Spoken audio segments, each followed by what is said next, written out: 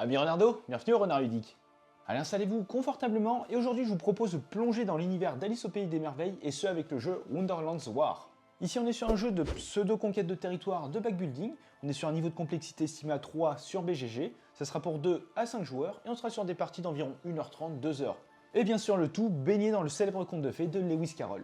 Comment se décortique le jeu? Alors, déjà pour remporter une partie, comme dans la majorité des cas, votre objectif, obtenir le plus de points de victoire possible.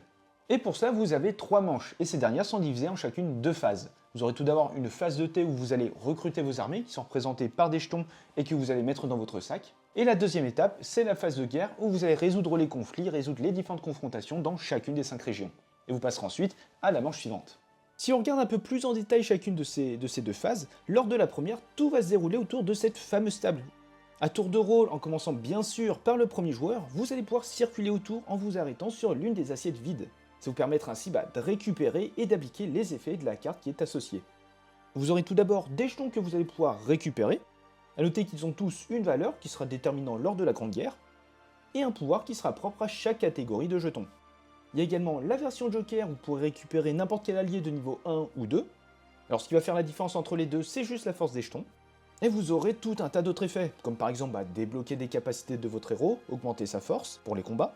Vous pourrez récupérer des quêtes ou bien des habitants. Alors il faut savoir que ces derniers viendront vous aider dans les bastons lors de la phase suivante. Ils ont chacun une valeur en force et en général un petit effet plutôt sympathique. Et sur la grande partie des cartes, vous allez pouvoir retrouver en haut un petit symbole qui représente le nombre de meeples, enfin plus précisément le nombre de partisans que vous allez pouvoir envoyer dans une région de votre choix. Et ça, c'est un point assez crucial pour la guerre, mais on y reviendra. Il y a certaines cartes qui sont un peu plus puissantes que d'autres et qui vous demanderont de lancer le dé d'éclat pour en récupérer un certain nombre. Aussi, ce qu'il faut savoir, c'est dès que vous avez fait un tour de table complet, 2 choses vont se réaliser. Alors tout d'abord, vous allez combler les emplacements vides avec de nouvelles cartes, vous laissant ainsi une petite chance d'avoir la carte qu'il vous fallait. Mais vous allez surtout lancer le dé d'éclat et vous allez en récupérer autant qu'indiqué sur la face du dé. Et ces éclats, c'est à la fois des points négatifs en fin de partie et un potentiel jeton de folie supplémentaire ajouté au sac à la fin de la phase de thé. Alors, vous allez déjà jouer à tour de rôle jusqu'à ce que chacun d'entre vous ait récupéré 4 cartes, ou 5 cartes à 2 joueurs, mais ça c'est du détail. Et dans ce cas-là, toujours en commençant par le premier joueur, vous devrez placer votre chef dans l'une des 5 régions. Il faut savoir que votre chef possède une puissance d'attaque, contrairement aux partisans que vous envoyez en récupérant des cartes. Et c'est à ce moment-là où tous les joueurs vont récupérer un premier jeton de folie, et vous allez regarder qui possède le plus d'éclats. Et l'heureux élu se verra attribuer un jeton de folie supplémentaire qui sera mis dans son sac. Et un point que je n'ai pas encore mentionné mais qui a tout de même son importance, c'est que les personnages que vous contrôlez de l'univers d'Alice sont asymétriques. Ils ont tous une capacité unique et utilisable pendant justement cette phase de thé, et ils auront d'autres compétences qui auront des impacts sur les combats. Alice par exemple va pouvoir se déplacer dans le sens trigonométrique au lieu du sens horaire. La Reine de Cœur, au lieu d'envoyer tous ses partisans dans une même région, elle va pouvoir justement les splitter, comme bon lui semble. Il y a le Chapelier Fou qui va pouvoir remettre une fois par manche des cartes sur tous les emplacements vides, et surtout en récupérer une sans se déplacer. Le Chat de Cheshire, lui, est plutôt dans le partage et va pouvoir donner un éclat à un joueur lorsque vous faites 2 ou 3 sur le dé d'éclat. Et enfin, on a le Jabberwocky qui va pouvoir en quelque sorte empoisonner les plats avec des jetons de folie. Dès qu'un joueur va s'arrêter sur un tel emplacement, bien sûr il va récupérer la carte, mais il va également récupérer le jeton qui sera ajouté à son sac. Donc voilà pour ce qui était de la phase de thé, et c'est vraiment ce moment-là, cette étape-là qui va nous permettre cette fameuse montée en puissance. Et ce level up va pouvoir se faire sur plusieurs axes. Déjà, est-ce que je vais préférer récupérer des jetons que je vais mettre dans mon sac pour la prochaine phase, donc la phase de guerre, ou est-ce que je vais plus me concentrer sur mon héros, en lui débloquant par exemple des capacités, ou bien en lui octroyant de la force pour être sûr de remporter des combats sur une région bien précise. Vous pourrez également vous concentrer sur des cartes quêtes pour essayer de récupérer des points à moyen ou à long terme, ou encore sur les habitants qui vont venir solidifier, consolider votre puissance sur une région. Bref, des choix stratégiques, vous en aurez moult à faire et tout dépendra de votre choix. Et en fonction de votre position par rapport aux autres joueurs sur la table et la sortie des cartes, il faudra vous adapter. Est-ce que vous allez préférer faire des petits pas pour récupérer des cartes, certes, qui ne vous intéressent pas forcément, mais au moins vous êtes sûr de ne pas faire de tour complet et de récupérer des éclats? Ou au contraire, est-ce que vous allez préférer, récupérer la carte qu'il vous faut, quitte à parcourir du terrain et récupérer des éclats, mais au moins vous avez la carte que vous voulez et vous ne la laissez pas aux autres joueurs. À présent, donc une fois que vous aurez tous récupéré 4 cartes, vous allez passer à la phase suivante, qui est la phase de la guerre. Et du coup, comment ça marche? Vous allez parcourir les 5 régions en commençant par la première et vous allez déterminer la force de base de tous les joueurs impliqués, donc ceux qui ont moins un habitant, un héros ou bien des partisans. Chaque héros a donc une puissance de combat, puissance qui peut être améliorée, et vous allez venir additionner à cela la puissance de vos habitants présents dans la région. Enfin, vous allez rajouter 2 points si vous avez un château, on y reviendra un peu plus tard. Ceci étant fait, encore une fois, tous les joueurs qui sont impliqués dans une guerre dans une région vont piocher un jeton dans leur sac et la valeur sera ajoutée à la piste de combat. Mais attention, si vous piochez un jeton de folie, celui-ci ira sur la piste portant le même nom. Et vous allez malheureusement devoir retirer autant de meeples qu'indiqué dessus. Et c'est ça qui peut parfois porter à confusion, cette notion de partisan qui ne va pas s'ajouter à votre puissance de combat, mais qui va plutôt faire office de compteur de vie. Dans chaque guerre, dès lors que vous ne pourrez plus retirer de partisans, d'habitants ou de héros à cause des jetons de folie, vous êtes exclu du combat. Et vous allez continuer ainsi jusqu'à ce que tous les joueurs soient à haute, ou bien qu'ils décident de s'arrêter. Dans ce cas-là, le vainqueur sera celui qui a la plus haute valeur. On va donc retrouver une notion de backbuilding qui est pour le coup bien satisfaisante dans ce cas de figure. En général, dans tout ce qui est jeu d'affrontement, de confrontation, on aura plutôt tendance à privilégier le contrôle, et là justement Wonderland's War vient casser ces codes-là avec l'aléatoire. Mais du coup, c'est ça qui va ramener toute cette touche de fun dans cet univers qui était déjà bien déjanté à la base. Une fois le combat terminé, vous allez pouvoir forger un nombre de fois équivalent au nombre de jetons forge piochés, plus une fois si vous terminez sur une case combat avec cette icône.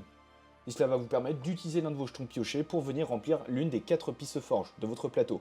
Ça va vous permettre de débloquer des effets, mais par contre ça va retirer le jeton que vous utilisez.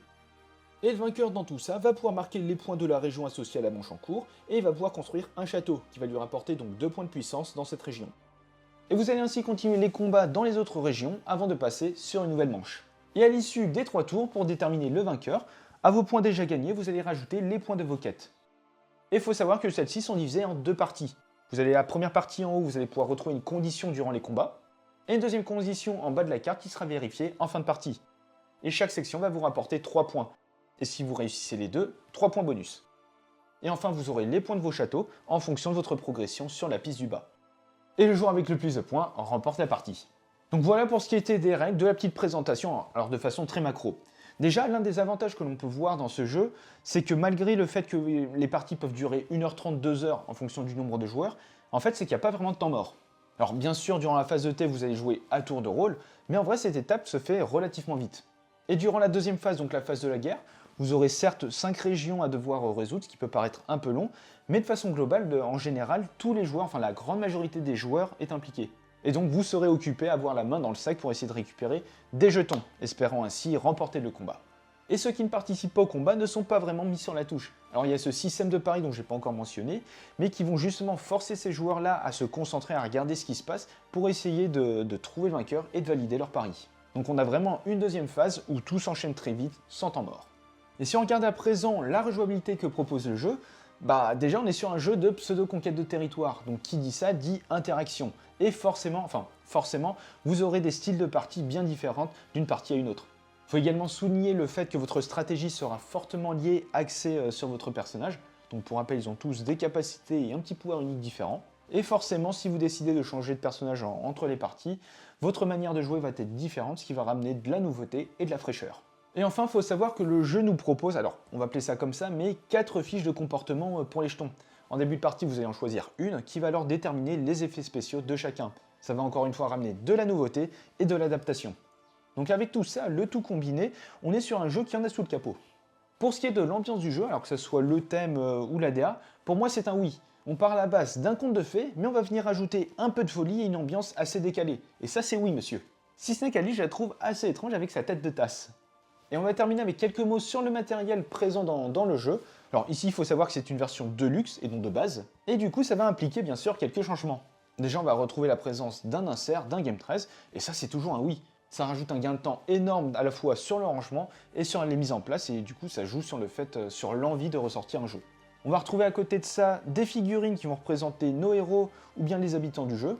Après, on aime, on n'aime pas, mais pour ma part, ça me permet souvent de bien m'immerger, enfin de m'immerger encore plus dans le jeu, et je préfère largement ça à des standees. Et pour moi, cerise sur le gâteau, ce sont ces jetons un peu format sensation poker qui vont venir remplacer les jetons de la boîte de base. Dans ce jeu, on est constamment en train de manipuler justement ces jetons dans nos sacs, et en termes de sensation de toucher, c'est inégalable. En plus de ça, ces jetons viennent avec une boîte de rangement. Encore une fois, ça facilite le rangement, mais aussi la récupération de ceux-ci. Et ça évite de les trimballer dans des sachets plastiques, où c'est souvent laborieux de les sortir, de les trier pour s'y retrouver. Et si un point éventuellement qui me chagrine un peu malgré cette version de luxe, sont les plateaux joueurs qui sont sous format papier, et j'aurais sans doute préféré avoir de vrais plateaux en carton.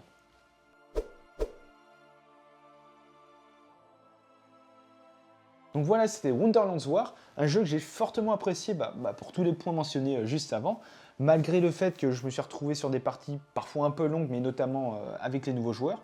On va pas se mentir, vous avez énormément d'effets, de capacités un peu dans tous les sens, donc ça peut paraître un peu dur à assimiler au début. On est sur un jeu avec beaucoup de stratégies différentes, avec pas mal de rejouabilité, donc comme on l'a vu précédemment. On a ce côté backbuilding qui va ramener tout le côté ludique, fun durant les combats, même si on est plutôt censé avoir quelque chose de contrôle. Ici, ça passe très bien.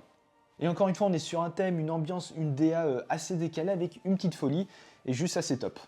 Et n'hésitez pas à mettre en commentaire votre avis dessus, bien sûr si vous l'avez testé, ou encore si vous pensez vous procurer le jeu pour votre ludothèque. Et si la vidéo vous a plu, n'oubliez pas le petit pouce bleu et de vous abonner si ce n'est pas déjà fait. Et sur ce, on se retrouve dans une prochaine vidéo. Ciao!